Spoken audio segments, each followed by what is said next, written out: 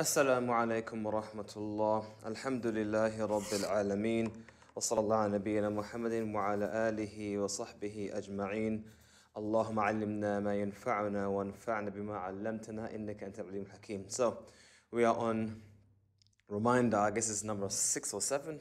SubhanAllah, how many weeks have passed since the quarantine, which is what it really is, began. And we now have it's our second reminder, I think, inside the month of Ramadan. And we only have literally 3 Fridays remaining, or about 2 weeks left. The 29th of Ramadan will approximately be a Friday or a Saturday. So we are nearing the end. We've almost got halfway during this month of Ramadan, and this is now the time we need to really take into consideration our actions. We need to also try our best to take advantage of this opportunity. I've said this many times. This Ramadan is a unique Ramadan for many people, myself specifically. Sometimes during the year or some Ramadans, people make i'tikaf, where they go to the masjid and they distance themselves from the world and the shughul, the distractions of this world. And although this quarantine is not exactly like an i'tikaf, we are not really distracted or detached from the world. We are very much detached from what we were used to do or what we used to be doing on a daily basis.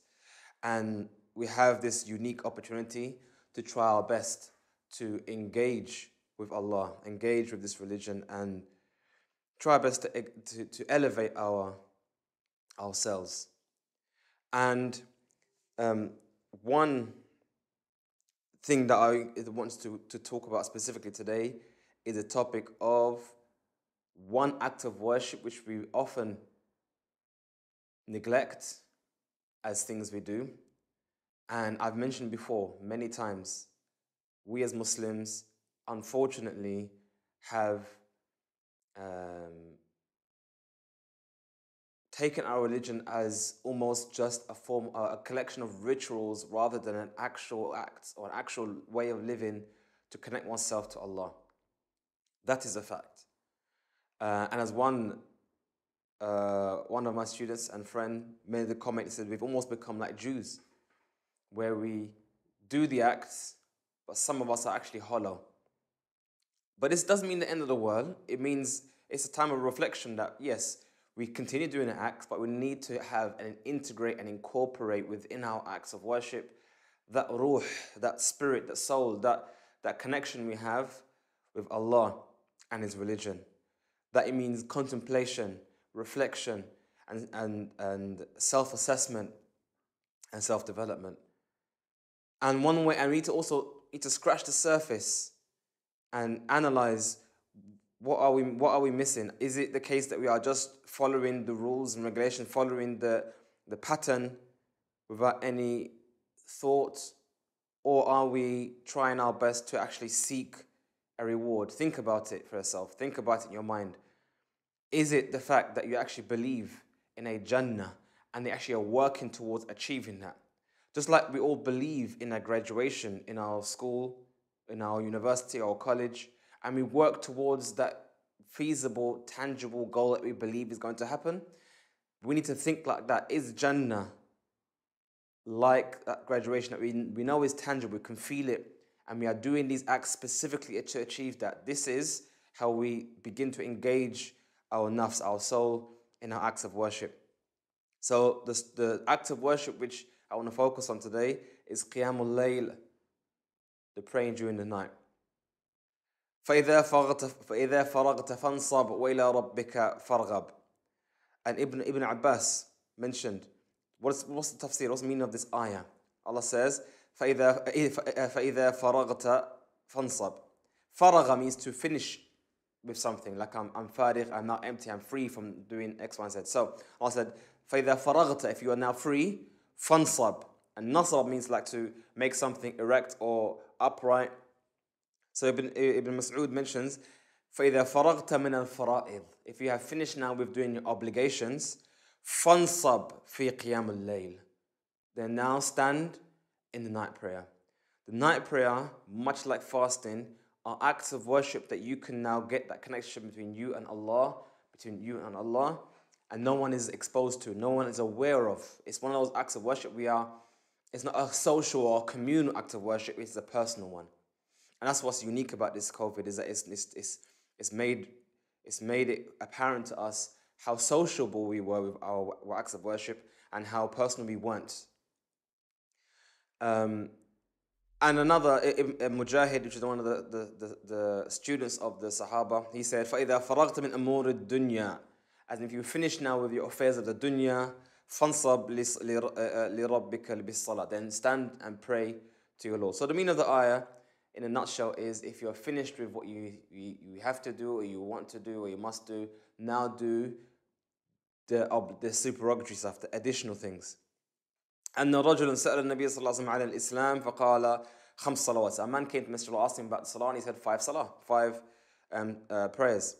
في اليوم والليلة, in the day and the night.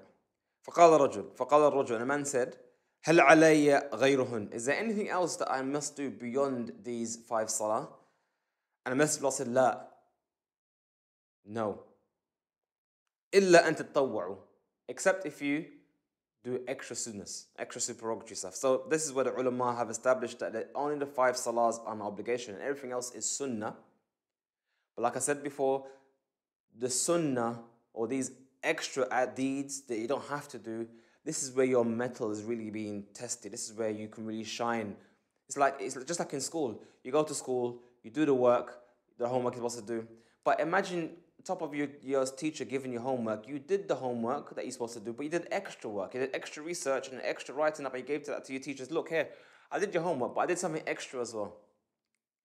This shows an added level of juhud, of effort, that a person is putting into their effort, and the teacher will obviously appreciate that. And likewise, if a person does what Allah has ordered him to do, but also does the extra stuff. It's the extra stuff that makes you stand out. It's the extra stuff that makes you... Everyone does the wajibat, or at least we hope so. But it's the extra things that we want to explore here. So, what can we say to encourage us? So we have the hadith of Abu Hurairah, that the Messenger of Allah sallallahu alaihi wasallam said, "In awwal ma yuhasabu an-nasu bihi yawm al-qiyamati min a'malihim as-salah." So the first thing that a person will be judged on the day of judgment is his salah, the prayers that he does. قال يقول ربنا عز وجل. So Allah will say to his angels, وهو أعلم, and He knows already. Allah knows. انظر في صلاة عبدي. Look at the salah of my slave. أتمها أو نقصها. Has he done it properly, or is there some deficiency? فإن كان تامة كتبت له تامة. And if his salah, his wajibat are done perfectly, then it's written for him perfectly. When كان انتقص منها, but if it's a bit deficient, he prayed but his mind was somewhere else, he wasn't really focused, wasn't really engaged with the salah as he's supposed to be, or he was a bit naqs, or something missing. قال انظر هل لعبدي من تطوع. Then look, does he have any additional salah, something he did extra that maybe can complete the naqs, complete the deficiency. فإن كان له تطوع, and if he does have that which is additional salah, قال أتم لعبدي فريضته من تطوعه. Then complete his obligations with the extra stuff that he did. Fill in the gaps. ثم تؤخذ الأعمال على ذلك. Then his actions will be taken likewise. So here we have an encouragement for us to do the additional sunnahs, to do additional salah, because unless you are fully confident that your salah is complete and tam from the moment you became Muslim, or when you was born, or you was baligh until you die, and if you think your salah is complete, then by all means do only that. But if you're realistic with yourself and you know how you are, how we all are, then we need to fill in the gaps. And we have also another hadith of Messenger of Allah sallallahu alaihi wasallam, where he said, "Alaykum bi kathrati as-sujud lillah." I advise you, and it's upon you to increase in the prostration to Allah. فَإِنَّكَ لَا تَسْجُدِ لِلَّهِ سَجْدَةً. For verily you will not prostrate to Allah a sajda, a prostration, إِلَّا رَفَعَكَ اللَّهُ بِهَا دَرَجَةً, except that Allah will raise you in station. وحط بها عنك خطيئة, and Allah will remove from you a sin. So we can see here, there's definitely an encouragement for us to do as much as we can of the additional salah.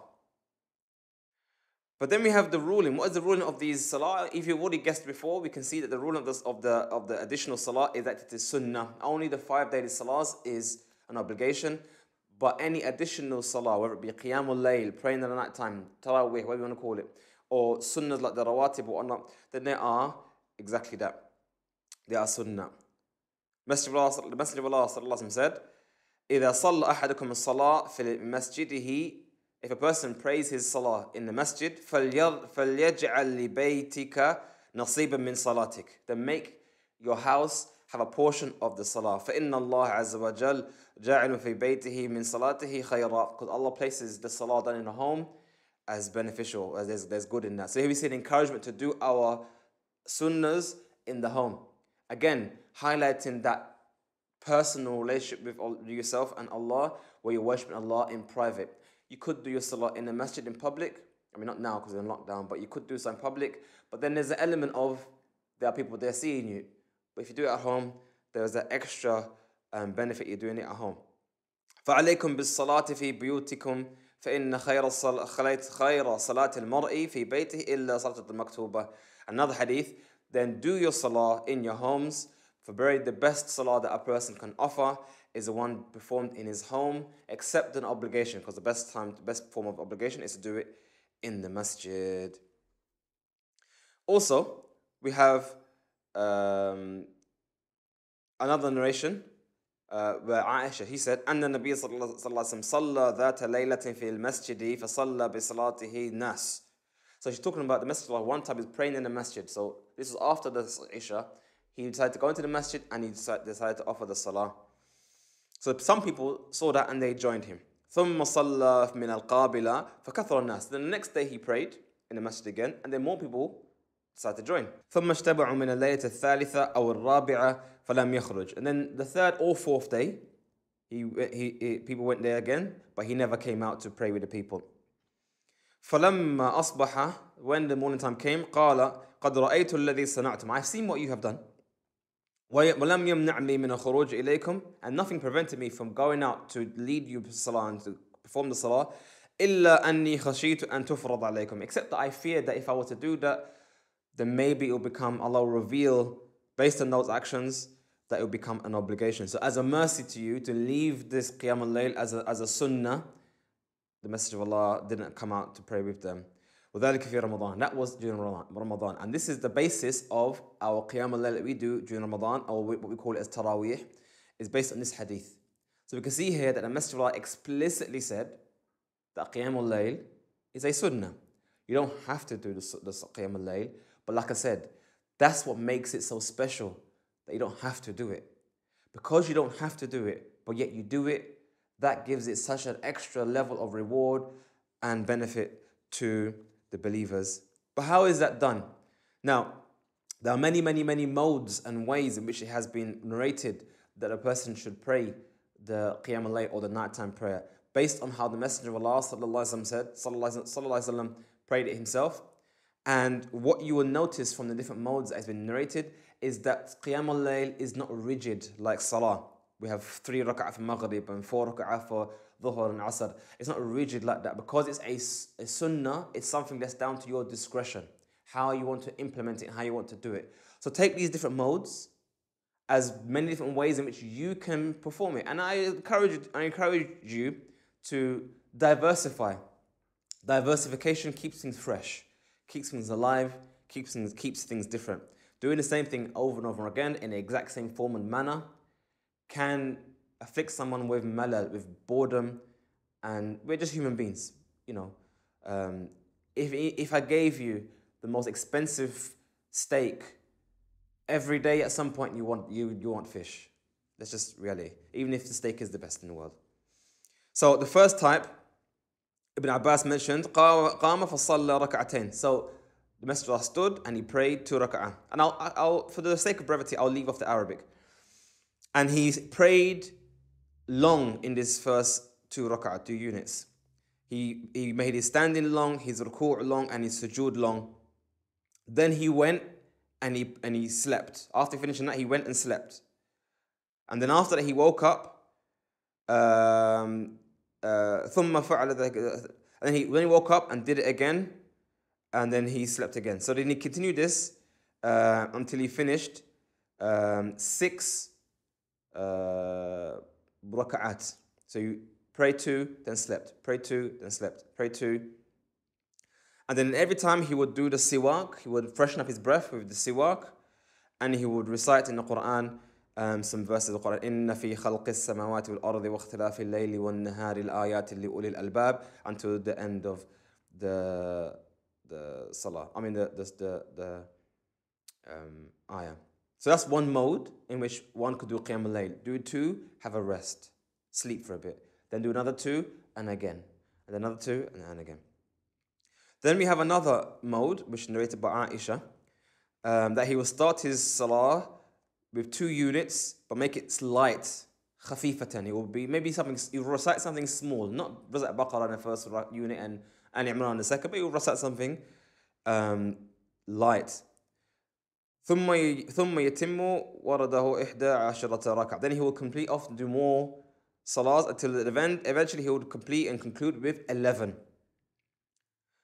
يسلم من كل ركعتين ويوتر بركعة. So he would do 2, 2, 2, and then finish 2, then finish and 2, then finish and 2, and then finish until at the very end on the 11th one, he would just do 1 rak'ah and then finish. That's another mode of doing Qiyam al-Layl. The third mode mentions 13 rak'ah, 13 units. So as you can imagine, 2, 2, 2, 2, and then at some point finish off with witr. And then on the fourth manner is to do 8 units, again 2s and 2s and 2s, and then finish it off with witr, which is 5 rak'at. So witr, having 5 rak'at. Often we know you can do witr in 1, you can do witr with 3, but you also can do witr 5. So you yutiru bi khamsin sardan. So you do all 5 altogether. ولا يجلس فيه شيء إلا في آخر. And you won't sit down in any one of them to do the tashahhud except in the last rak'ah. So much like you do in 3, so you did 1, you do 1, 2, 3, no tashahhud. You did it in 5, again with no tashahhud, but finish it off with a witr. And so on and so forth. So there are other modes here. For the sake of brevity, I'll leave it at that. But you can see here that the very, very, very basic element, the Qiyam al-Layl, is units of 2s. 2, then stop. 2, then stop. 2, then stop. And then finish it off with 1. And this is in line with the hadith of the Messenger of Allah sallallahu alaihi wasallam, which is muttafaqun alayh, where he advised someone who asked him about the Qiyam al-Layl, and he said to him, Mathna wa mathna wa idha khushiya ahadakum as-subha awtarat bihi ma salla. Do it in 2s and in 2s, but if you fear the dawn break, then finish it off with the odd. Finish it off with the odd number. So this is the essence of Qiyam al-Layl. You can switch it up as much as you like. You can do 2, you can do 4, you can do 6, you can do 8. And as long as you finish off with the witr, that's sufficient for Qiyam al-Layl. And you don't have to do 20 rak'at or whatever the masajid do. Again, we've got into the idea of just following what the jama'ah does, because we've outsourced our ibadah. We just do what everyone else does. We just don't go there, do the actions and go home and feel elevated. But when you're now doing your own personal ibadah, you make the decisions yourself, you make the choice yourself, and you worship Allah purposefully. Then I want to conclude here with the manners, the adab. What's the adab of Qiyam al-Layl? And they are mentioned in a book I have, mashallah, purchased. It's a good book if you can find it. I don't think you can find it in the UK, but it's titled كانوا قليلا من الليل ما يهجعون, as in they used to sleep little during the night. So it's a whole book about Qiyam al-Layl. And he mentioned here 11 adab or manners of Qiyam al-Layl that can help elevate your ibadah. So one of them is the niyyah to do Qiyam al-Layl in the nawm. So if you wish to do the Qiyam al-Layl after having a little sleep, having that intention to do Qiyam al-Layl before you do that, before you go to sleep, that's one of the benefits or manners and adab of Qiyam al-Layl. One of the benefits being that if you oversleep and you're unable to make that, at least you got reward for the intention. Especially if you are regular in doing so. If you're regular in sleeping and then praying a little bit at night time and then going to sleep again, if you do that regularly, those odd days that you oversleep, you still get the reward of praying Qiyam al-Layl. Number two, dhikrullah ta'ala inda al-qiyam. So when you wake up from the sleep, making dhikr of Allah when you wake up. Because obviously you're getting ready for ibadah. That's the only reason why you're waking up. Number three, at-tasawwuk inda al-qiyam litahajjud. So doing this siwak. Obviously the best thing to use is the actual siwak. But obviously if you don't have that, then brush your teeth, make it freshen up for your qiyam al-layl. إيقاظ الأهل للقيام للتشهد. Waking up your family for tashahud. Now this one is a difficult one because often we think and we believe that worship is burdensome. So the idea of waking up our children to pray is almost like saying, oh, have mercy on them, let them sleep. Rather, the mercy is to wake them up and get them used to this so that at least when they get older, they know and have experienced what it means to do the qiyam, to do the nighttime prayer. And maybe they will continue after you have passed off and gone to dust. So waking your family to do qiyam al-layl is also encouraged. افتتاح القيام بركعتين خفيفتين. So open up your qiyam with something light. And that's, you can see based on the hadith Aisha, that's something you can do. But as you know from other hadith Ibn Abbas, the Messenger also open up sometimes with something long. But yes, open up light, dip your toes into the water before you go full in. Yeah, that's something that's encouraged. Number 6 is something which is obviously not necessarily something that we can do by forcing it. I mean, you probably could. But it says here, al-buka' inda qira'at al-Qur'an wa tadabburihi. Crying when you recite the Qur'an and contemplating it. So try this whole idea of crying when recitation of Qur'an and reciting and praying. It doesn't necessarily mean that when you pray, you try and force out the tears just to make you cry. If you could do that, great, obviously, because maybe by doing so, you'll actually engage real emotion. But the whole point here is to actually think about what you're doing. So maybe one thing to probably do is to prepare yourself for your qiyam by reading beforehand. What are you going to be reading? Understand what's being read, and maybe look for key words that you understand, so that when you do reciting your Quran, maybe if you don't know Arabic, you can at least remind yourself this is talking about X, Y, Z, and you can probably engage that way. And maybe you can induce some genuine emotion. But that's the whole point here: is your qiyam al-layl is your reflection of the Quran, what Allah is telling you, and to engage with what's been said in the Quran. Ad-du'a fi qiyam al-layl, making du'a when you're in qiyam al-layl, and the whole purpose and benefit of asking Allah, making du'a, is acknowledging your servitude and the fact that you are a slave towards Allah. You are in need of Allah in all affairs, and asking is one of the greatest forms of humility, and not asking is one of the greatest forms of kibr, arrogance. ترك المشقة على النفس في الطاعة. This is a very important one. Removing hardship from yourself. So if it becomes difficult for you to stand for an hour, 2 hours, 3 hours, your feet are hurting you, then stop. Don't force the situation, because if you do that, you are only going to fight against your nafs, and at some point your nafs may win. So encourage your nafs, your soul, your body, to worship Allah, so that maybe inshallah your nafs will be in line with what your aql, what your mind tells you must do. Inshallah you can get your nafs in line with that for the worship of Allah. ترك القيام عند النعاس. So leaving off the qiyam al-layl when you're falling asleep. So if you're reciting the Quran and your eyes are going and your eyes are going and your eyes are going, then go sleep. Nothing wrong with having a sleep for a little bit, then wake up again and freshen up, or just leave for the day. Or maybe prepare yourself by sleeping before Isha. Have some sleep after Asr, so that when you do qiyam al-layl, you're ready. But don't recite Quran when you're tired. And you can reflect on that from the ayah of the Quran where Allah said, لا تقربوا الصلاة وأنتم سكارى حتى تعلموا ما تقولون. Don't go near the salah while you are drunk, so that you can know what you are reciting. So knowing what you're reciting is a key part of the salah and a key part of reciting the Quran. Again, we've got into the habit of just routine worship where we just say the noise, the sounds, and that's it, we feel elevated. You're supposed to engage. You're supposed to engage with the Quran. So try your best to do so. So feeling tired, you're not engaging. Feeling tired, you're not engaging, your eyes are going. And nawm ba'da qiyam al-layl, go and sleep after salah. So therefore, the last thing that you do is qiyam al-layl, and then you sleep. And that will inshallah it may induce some nice memories, not memories, dreams, inshallah ta'ala. الدعاء إذا فرغ من صلاته. And finally, making dua after you have concluded with your act of worship. And this is important here, ladies and gentlemen, al-akhawat, and that is tawassul, seeking closeness to Allah in your dua. We have three ways in which we can do so. One of those ways is through righteous deeds. So you can ask Allah by your righteous deeds for the things you need to have in this world. So this is another act of worship, another thing which is praiseworthy for you to engage with, and something we should try our best to always do. Do acts of worship and then engage with Allah, communicate with Allah what you have done, and express your feelings, express your emotions, express your need for Allah and why you did those actions.